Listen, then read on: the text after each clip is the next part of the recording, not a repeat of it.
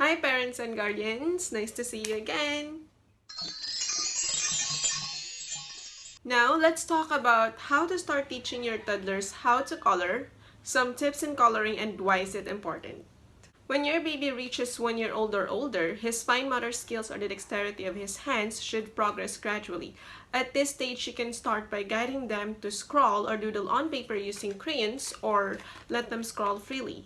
There's also a chance that they will scribble unintentionally anywhere, even in the walls in your house, so you really have to keep an eye on them. Another activity for this age is finger paint. But still, don't forget to keep an eye on them when you finger paint with them since they might unconsciously put their fingers into their mouths. At the age of 2 or 2.5 years old, your child is likely to be ready to hold a crayon and color with it. For that stage, you can use big or small shapes for them to color like these ones. There. This kind of activity not only help them improve their coloring skills, but also help them familiarize the shapes. When you think they are ready, you can use big, simple, and single item pictures for them to color, still guiding them of course, like this one. So it's big and it's simple and it's easy for them to understand or to comprehend, so it would be easy for them to color the pictures too. Let them practice at their own pace until they are ready to start again coloring difficult or scenic pictures. Scenic or difficult coloring pictures are the ones that has a lot of details or intricate details in it. This is an example. So as you can see, the pictures has more details than the previous pictures I showed you earlier. And another one is this. This is more scenic and more difficult because it has more details too, like there are clouds and the grasses and the pond and the lilies. Now, if they are having a hard time understanding that different parts of the picture should be different colors, you can try these strategies that I will discuss. My son too used to color an entire picture using just one crayon or color, and he didn't want to color each part of the picture with the right color. The first strategy is explain to them and use real things as an example. If they are coloring a tree, you can point to a real tree and tell them, "Look at that big tree over there. The trunk is brown and the leaves are green. Why don't we color your tree using the same colors?" This technique didn't work for my son, so I had to try another one, but that doesn't mean it isn't effective. Just because one teaching method didn't work for one kid doesn't mean it wouldn't work for the others.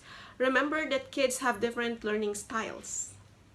Another strategy is to use a copy coloring book. This is an example. These are the pictures I showed you earlier, and as you can see, there are pictures right here to guide your kids on what colors to use to color these pictures.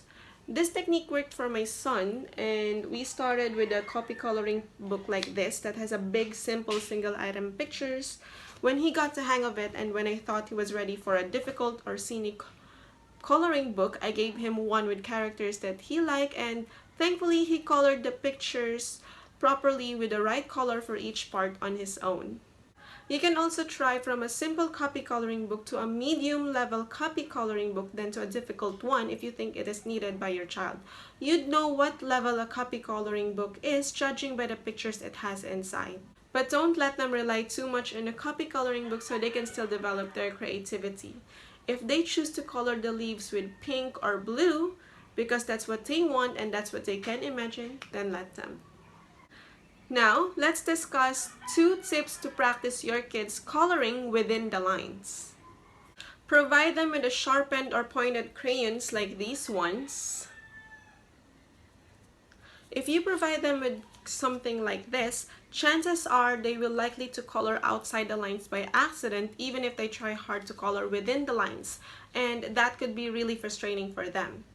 When my son was coloring this page, I gave him unsharpened crayons, and as you can see, the dogs have costumes and masks, and first he started coloring the mask of this dog with a blue crayon, but he kept coloring outside the lines accidentally, marking a blue crayon on the dog's face because the dog was supposed to be brown, and he got frustrated that he just colored the entire dog with blue And same thing happened with the other dogs.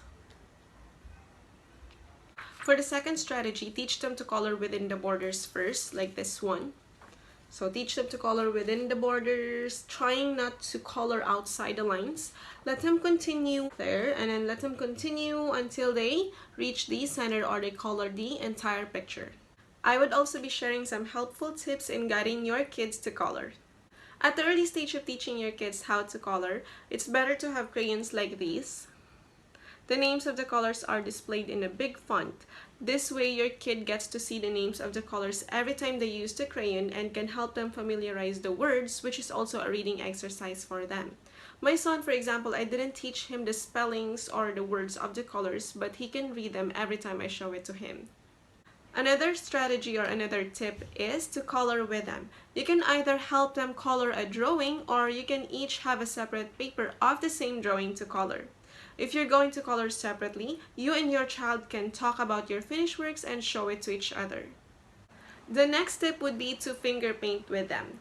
This way they can color more freely with the use of their fingers, and since this is a messy play, it can be more fun since both of you will be messy together and there will be a lot of colors. The next step is to provide them with different coloring materials. Crayons, colored pencils, colored markers, paint brushes, colored paper. For the crayons, paint brushes, colored pencils, and colored markers, you can offer them different sizes and let them choose which size they are comfortable to use and hold. This way, your child is more exposed to more coloring materials and they can explore more coloring styles. The last step would be to provide them coloring activities or coloring books that has drawings or pictures that they really like. This can encourage them to color despite the difficulties they might encounter in developing their coloring abilities. Now, why is teaching your kids how to color and encouraging them to color very important? Coloring a picture with different colors can stimulate your kids' creativity and imagination by letting them see and expose to different colors and letting them choose what colors to use. Holding a crayon and start doodling or scrawling is also a good fine motor skill exercise for your toddlers' hands and fingers. Coloring big simple pictures can also test their patience as they have to color a big drawing, and that could also take time. For the scenic and difficult coloring pictures, they would need patience to color a lot of small and intricate details.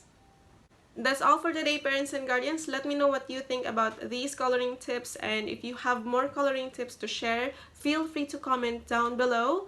Don't forget to give this video a thumbs up, and I would really appreciate it if you subscribe, hit the notification bell so you would know when I would post a video next. And please remember that whatever activities, books, toys you let your kids use and do, always keep an eye on them. Check the age restrictions, follow the instructions, check the hazards and anything that might endanger them, even at the tiniest bit of chance. Have a nice day.